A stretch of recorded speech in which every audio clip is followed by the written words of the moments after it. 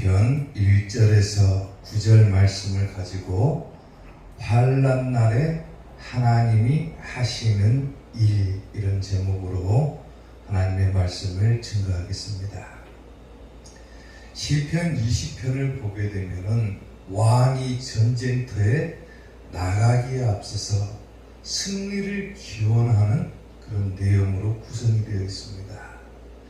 다윗이 군사적인 행동을 취하기 전에 먼저 그 승리를 가져오기 위해서 하나님 앞에 기도하고 있는 그런 모습을 우리가 볼 수 있는데, 다윗은 수리아와 암몬 사람과의 전쟁에서 굉장히 큰 고통을 당하게 됩니다. 그리고 이제 최후의 결전을 앞에 둔 상황에서 이제 하나님께서 자기에게 자비와 긍휼을 베풀어 주실 것을 바라면서 간절하게 하나님께 기도하고 있는 내용들을 우리가 볼 수 있습니다. 전쟁에서 얼마나 큰 고통을 당했든지, 얼마나 큰 환난을 당했든지 다윗이 하나님 앞에 간절하게 부르짖고 있는데, 오늘 우리도 마찬가지로 환난 날에 하나님께 부르짖으면은 하나님께서는 분명히 우리에게도 뭔가의 행동을 취하신다고 합니다. 자, 그러면 오늘 말씀을 통해서 환난 날에 하나님께서 하시는 일이 도대체 무엇이냐? 환난 날에 하나님께서 하시는 일, 첫 번째, 성소에서 도와주신다 그랬어요.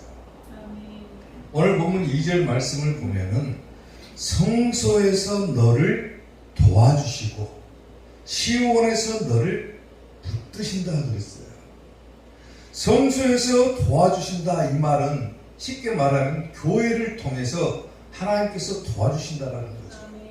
성소라고 하는 것은 뭐냐면은 시온산에 다윗이 세운 성막을 말하는 거예요.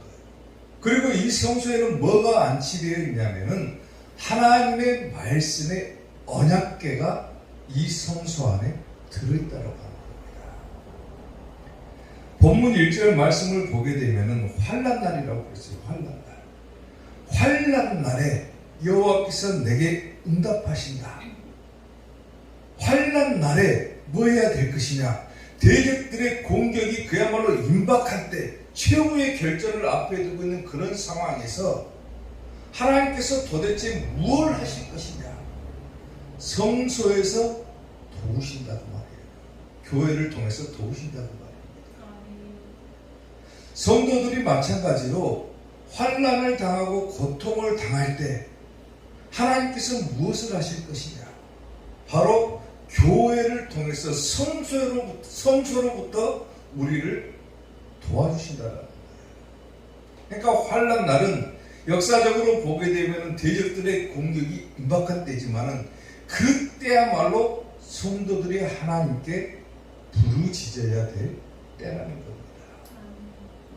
성소로부터 너를 도와주신다. 하나님의 언약궤, 하나님의 말씀이 있는 곳에서부터 우리에게 도움이 온다라고 하는 겁니다. 사무엘상 4장 1절부터 보게 되면요, 사무엘의 말이 온 이스라엘에게 전파되니라.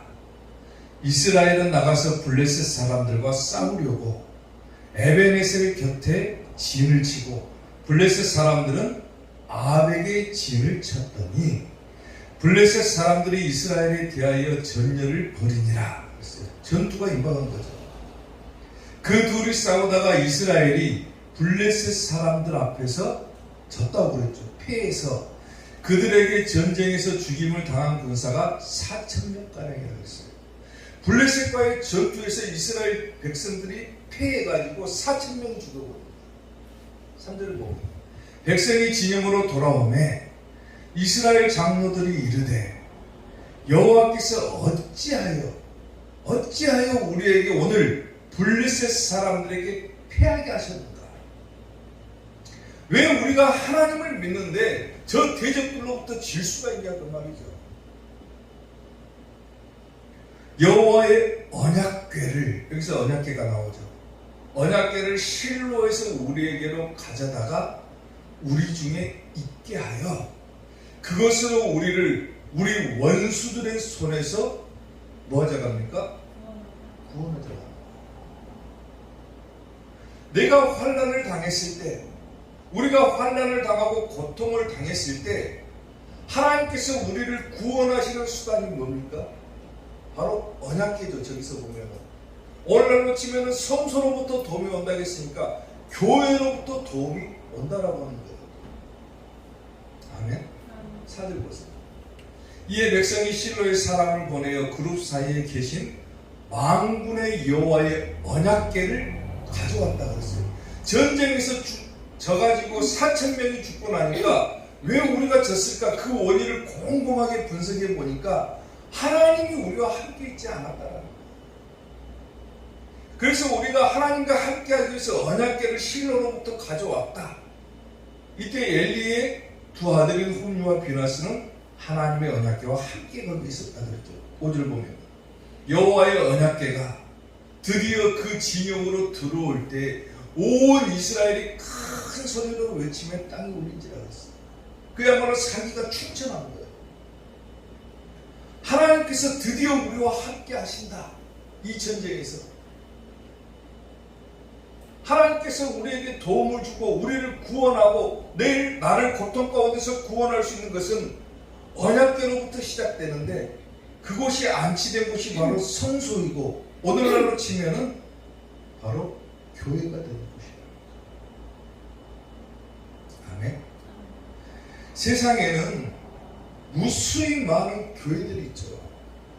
사람들이 왜 이렇게 교회가 필요하냐? 교회가 굳이 필요하지 않다라고 또 얘기를 하지만 하나님께서 왜 교회를 이 땅에 남겨두셨을까를 생각해 보세요. 교회는 성도들을 구원하는 장소가 됩니다. 또 우리가 환난날에 하나님께 부르짖을 때 하나님의 도움을 받을 수 있는 곳이 어디가 되냐면 바로 교회가 된다라고 합니다. 아멘. 여호수아 4장 7절을 보면요, 보세요. 그들에게 이르기를 요단물이 여호와의 언약궤 앞에서 뭐 했다 합니까? 끊어져 버렸다 그랬어요. 이스라엘 백성들이 하나님의 언약궤를 메고 가니까 강물을 건너야 되는데 요단강 물이 딱 가로막고 있는데 하나님의 언약궤가 딱 거기에 도착하니까 요단강 물이 끊어져 버린 거예요. 쉽게 말하면 갈라졌다고 말이죠. 갈라졌다. 곧 언약궤가 요단을 건널 때 요단물이 끊어졌으므로 이 돌들이 이스라엘 자손에게 영원히 기념이 되리라 하느니라. 또 보면 11절 보면 같은 내용이죠. 모든 백성이 건너기를 마친 후에 여호와의 궤와 제사장들의 백성의 목전에서 건넜다 그랬어요. 그리고 18절을 보면 여호와의 언약궤를 맨 제사장들이 요단 가운데로 나오며 그 발바닥으로 육지를 밟는 동시에 요단물이 본 곳으로 돌아 흘러서 정과 같이 어떻게 넘쳤다라고 했어요. 이스라엘 백성들이 가야 되는데 앞에 요단강물이 가로막히니까 도대체 이제 우리는 죽었다. 도대체 왜 우리에게 이런 고통이 찾아왔냐 그랬을 때 하나님의 언약궤를 맨 제사장들의 앞에 딱 가니까 뭐합니까? 요단강물이 끊어졌다. 아멘. 그리고 백성들이 다 건너기를 마친 후에 제사장들의 발이 육지를 밟는 순간에 도로 그 물이 흘러넘쳤다 그랬어요. 이스라엘 백성들에게 있어서 요단강을 건너는 것은 굉장히 큰 고통이었고 환난이었죠. 그런데 하나님의 언약궤가 도착하니까 그 고통이 사라져버립니다. 아멘. 성도들이 마찬가지로 삶을 살아갈 때 환난을 당하고 고통을 당하는데 그것들을 해결할 수 있는 방법은 어디서부터 비롯되느냐? 하나님의 말씀에서부터 비롯된다. 그리고 그 말씀이 있는 곳이 어디냐? 바로 교회라는 거예요. 아멘. 그러니까 성소에서 도와주신다 그 말이에요. 성소에서. 아멘.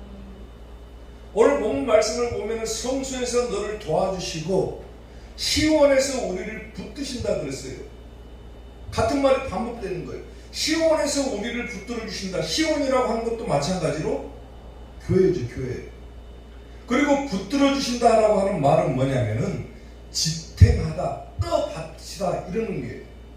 내가 무너지지 않도록, 내가 쓰러지지 않도록 교회에서, 시온에서 너를 붙드신다. 그 말은 시온에서 우리로 하여금 지탱할 수 있게 해주신다.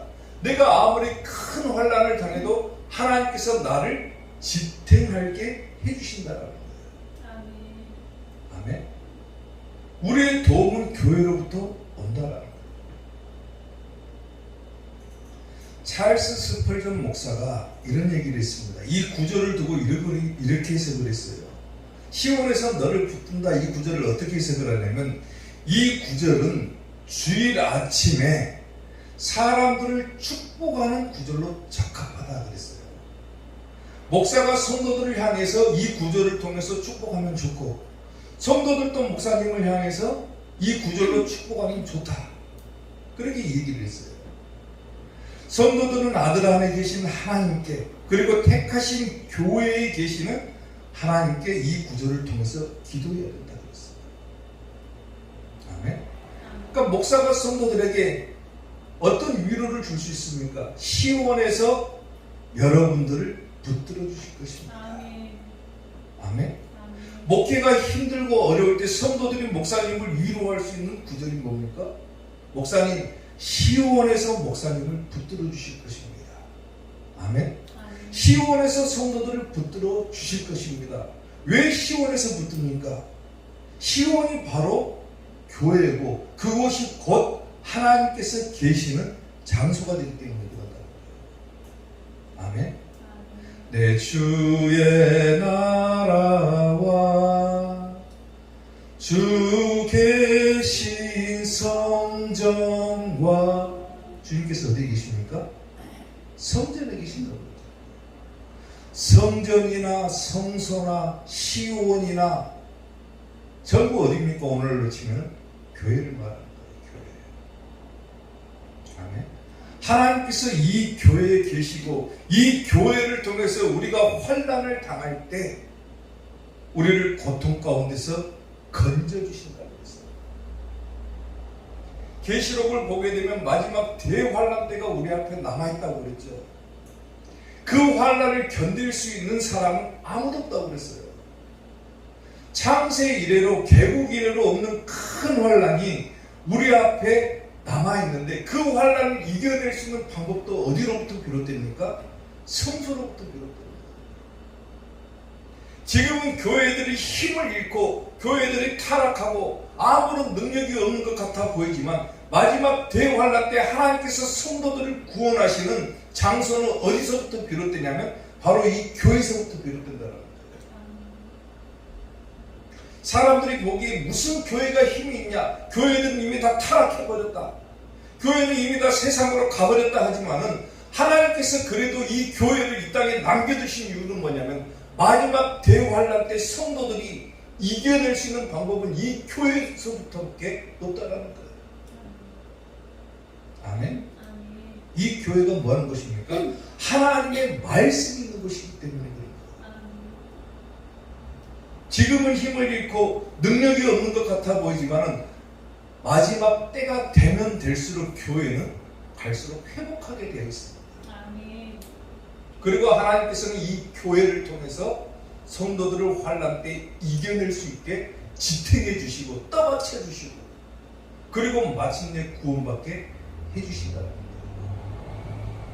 사랑하는 성도 여러분, 하나님의 도움은 교회로부터 비롯된다는 것을 기억하시고, 내가 환난을 당할 그 순간이 바로 기도할 때임을 잊지 마시고, 하나님 앞에 기도하는 성도들 되시기를 주님의 이름으로 축원합니다. 환난 날에 하나님께서 하시는 일 두 번째, 모든 소재를 기억하신다고 했어요.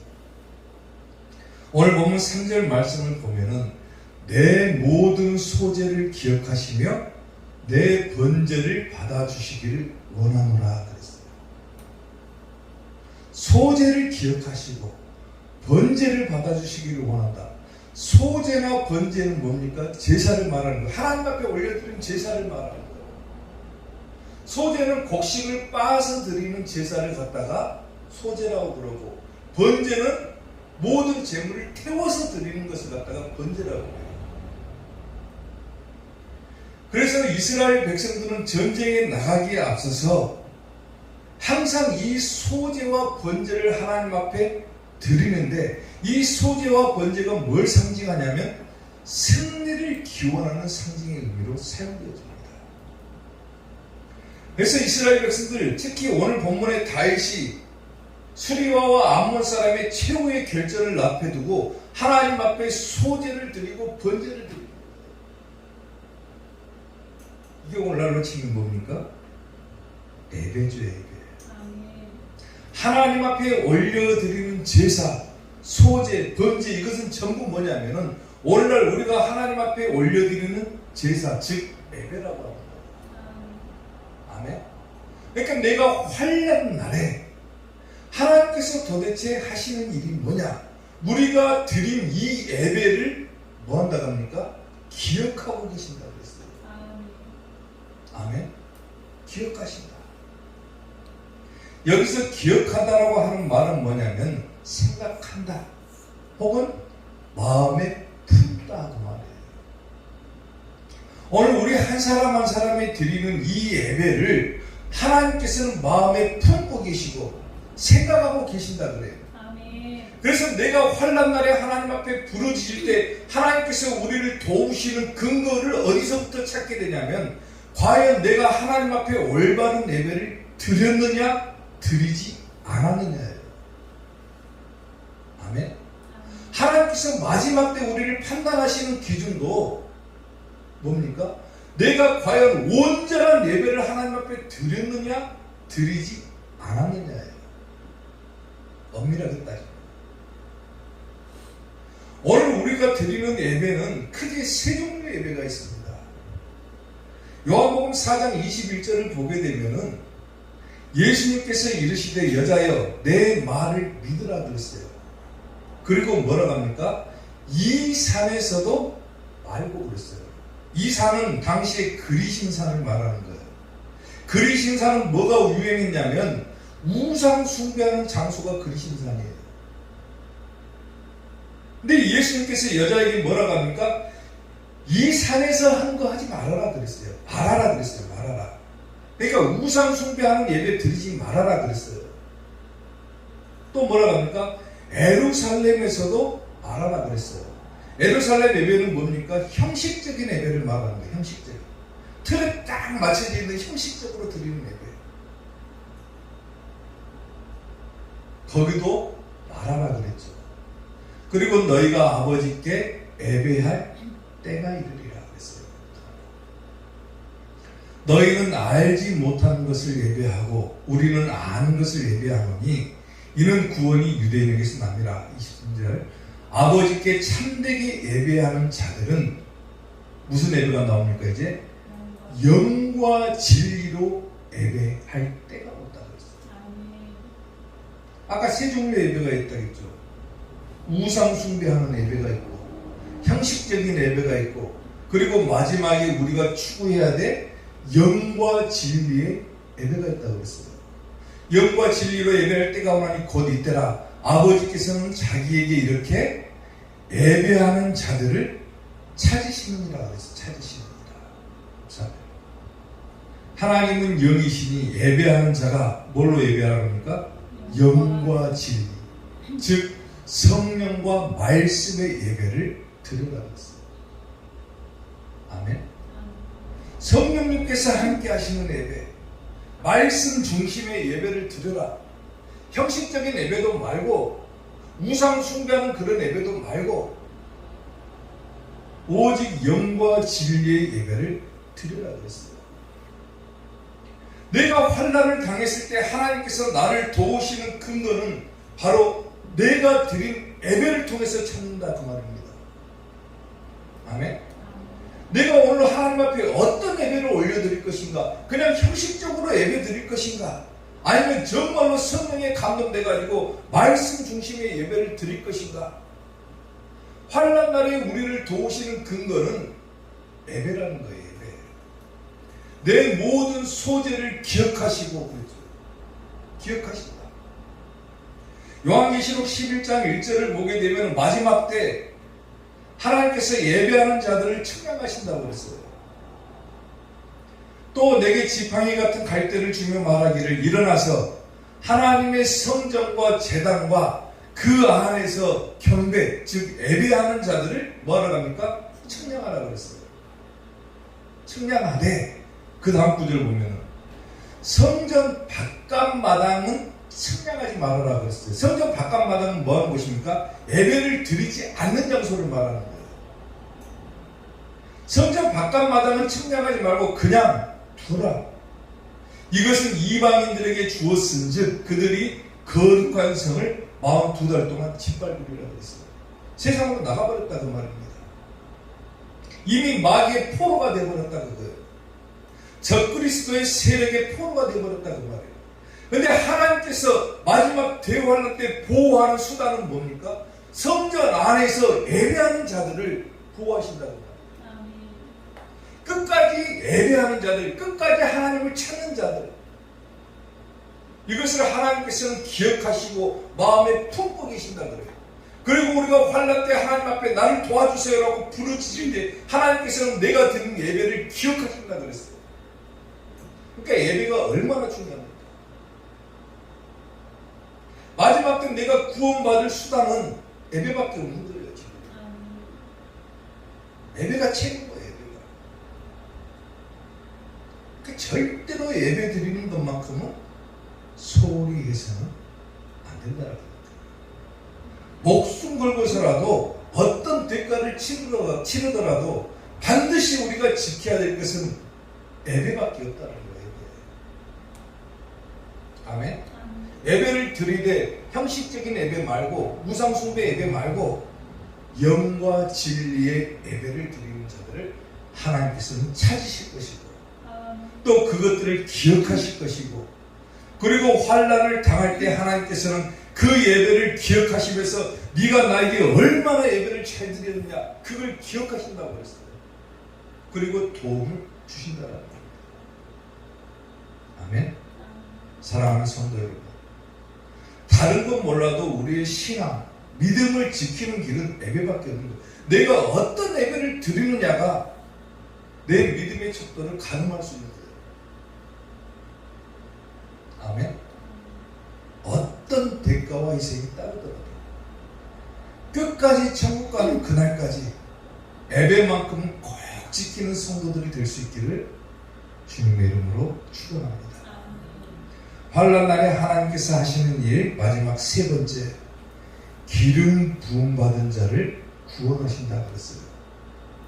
오늘 보면 6절 말씀을 보면은 여호와께서 자기에게 기름 부음 받은 자를 구원하시는 줄 이제 내가 안다 그랬죠. 환난 날에 하나님께서 도대체 뭘 하시냐? 기름 부음 받은 자를 구원하신다. 쉽게 말하면 믿음을 가진 자, 믿는 자들은 하나님께서 구원해 주신다라고 하는 거예요. 여기서 구원하시는 이 말은 뭐냐면 문법상으로 보면은 완료 시제로 쓰였습니다. 이미 구원을 받은 거예요. 이미 구원. 다윗이 전쟁터에 나가기 앞서서 하나님 앞에 기도를 하는데 간절하게 호소를 하는데 여호와께서 자기에게 기름 부음 받은 자를 구원하시는 줄 내가 안다. 이미 완료 시제로 말해버리는 거예요. 나는 이미 알고 있다. 하나님께서는 반드시 구원하신다 그 말이에요. 아멘. 오늘 내가 하나님을 믿었다. 내가 하나님께 예배를 잘 드리고 하나님 끝까지 섬겼다. 어떤 환난과 고통이 오더라도 나는 이미 그 고통 가운데 건짐을 받았다라고 해도 무방하다라는 거예요. 나는 이미 구원을 받았다라고 해도 무방한 거예요. 쉽게 말하면. 내가 믿는 그 순간부터 나는 구원을 받았다. 완료 시제로 말해버립니다. 다윗의 입장에서 보게 되면은 오늘 본문의 구절은 하나님께서 전쟁터에 함께 하시겠다, 개입하신다 이런 의미가 되지만은 더 넓은 의미로 확대 해석해서 보게 되면은 하나님께서는 믿는 자들은 이미 구원을 받은 것이나 다름이 없다라고 하는 겁니다. 아멘. 대환란이 온다 할지라도 어떤 고통이 찾아온다 할지라도 하나님을 끝까지 섬기는 자들은 이미 그 고통에서 벗어난 것과 다름이 없다고 합니다. 이미 대적들로부터 승리를 했다고 합니다. 시편 28편 8절을 보면은 여호와는 그들의 힘이시여 그의 기름 부음 받은 자의 뭐라고 합니까? 구원의 요새라고 했어요. 요새. 또 고린도후서 4장 7절을 보면은 우리가 이 보배의 질그릇을 가졌으니 이는 힘이 큰 능력은 누구에게 있다고 합니까? 하나님께 있고 우리에게 있지 아니함을 알게 하려 합니다. 그랬어요. 사람들이 자기가 능력이 있다고 떠들어대지만 결국 그 능력은 누구 겁니까? 하나님 겁니다. 8절 우리가 사방으로 우겨쌈을 당하여도 쌓이지 않을 것이고 답답한 일을 당해도 낙심하지도 아니하며 박해를 받아도 버림바가 되지 아니하고 거꾸러뜨림을 당해도 망하지 않을 것이다 그러죠. 하나님의 능력이 우리와 함께하는 한 사방으로 우리가 우겨쌈을 당해도 쌓이지도 않는다는 말이에요. 답답한 일을 당해도 벗어날 수가 있는 것이고 박해를 받아도 버림바가 되지 않는다. 그러니까 아무리 큰 환난이 우리에게 찾아온다 할지라도 하나님은 절대로 우리를 버리지 아니하시고 그 환난에서 우리를 구원해 주신다라고 합니다. 아멘. 시편 23편 4절을 보면은 내가 사망의 음침한 골짜기로 다닐지라도 해를 두려워하지 않을 것은 주께서 나와 뭐 하신다? 함께 하신다. 주의 지팡이와 막대기가 나를 안위하신다. 지팡이와 막대기가 말씀이죠. 하나님의 말씀이 나를 위로하고 하나님의 말씀이 나와 함께하느나 내가 사망의 음침한 골짜기로 다닐지라도 해를 두려워하지 않는다 그랬어요. 겁먹지 않는다 그거예요. 하나님께서 나와 함께하시기 때문에. 그리고 그 말씀과 하나님께서 계시는 장소가 바로 이 성전, 교회가 되는 것이고 이 교회에서 예배드리는 자들을 하나님께서 기억하시는 것이고 그리고 기름 부음 받은 자, 믿는 자를 하나님께서는 반드시 구원해 주신다. 아멘. 사람들이 뭐라고 떠들어대든 구원은 교회로부터 비롯되는 거예요. 아무리 교회가 타락하고 기독교를 개독교락하고 목사를 먹살하게 해도 결국 하나님의 구원의 원리는 이 교회로부터 시작되고 주의 종의 입을 통해서 나오는 하나님의 말씀을 통해서 구원이 임하는 것이지 절대로 다른 것으로부터 구원이 임하지 않는다는 거예요. 시대를 모르는 자, 하나님의 말씀을 깨닫지 못하는 자들은 다른 방법으로 이것을 추구하고 찾으려고 할지 모르지만 조용히 하나님의 말씀을 깨닫고 그 때를 준비하고 기다리는 자는 결국 하나님의 구원이 어디로부터 비롯되는지를 알게 된다. 중요한 부분이에요. 어릴 때 TV를 보면은 재밌게 본 영화가 뭐냐면 서부 영화, 주말의 명화나 토요 명화 같은 걸 보면 자주 했던 영화가 뭐냐면 서부 영화죠. 서부 영화. 서부 영화를 보면은 대부분의 내용이 어떻게 보면 비슷합니다. 악당이 등장하고 착한 사람이 등장을 하죠. 그리고 악당은 항상 소리를 지릅니다. 고래고래 소리를 질러요. 너 나한테 시비 거냐? 나와 한번 붙어보자. 그리고 가장 묘미가 뭡니까? 서부 영화는 뒤돌아서 가지고 하나, 둘, 셋 보고 동시에 돌아보면서 총을 쏘는 거죠. 결국 쓰러지는 것은 누굽니까? 모든 영화의 내용이 똑같죠. 목숨을 걸고 싸우는 전투에서 뒤돌아서 가지고 하나, 둘, 셋 하고 동시에 돌아보면서 총을 쏘면은 쓰러지는 것은 꼭 누구냐면 고래고래 소리쳤던 악당입니다. 그러잖아요. 항상 승리하는 사람은 침묵 속에 있었고 조용히 참고 기다릴 줄 아는 사람은 결국에 가서 승리한다. 영화가 주는 교훈이기도 하죠. 마찬가지입니다. 아무리 밖에 나가서 구원이 어디 있네 저기 있네 막 떠들어대도 정작 하나님의 말씀을 깨닫지 못하고 떠들어대면 아무 소용없는 거예요. 내가 환난을 당할 때 삶의 환난도 마찬가지고 이제 마지막 남은 대환난도 마찬가지겠지만 그 환난 때 하나님께서 어디를 통해서 구원하시느냐 이것을 깨달아야 된다는 거예요. 성서를 통해서 우리를 도와주실 것이고 하나님의 말씀을 통해서 우리를 붙들어 주실 것이고 내가 오늘 하나님 앞에 드리는 예배를 통해서 하나님께서는 나를 구하실 것이다 그 말이에요. 절대로 포기하지 말아야 되는 것이 예배인 거예요. 아멘.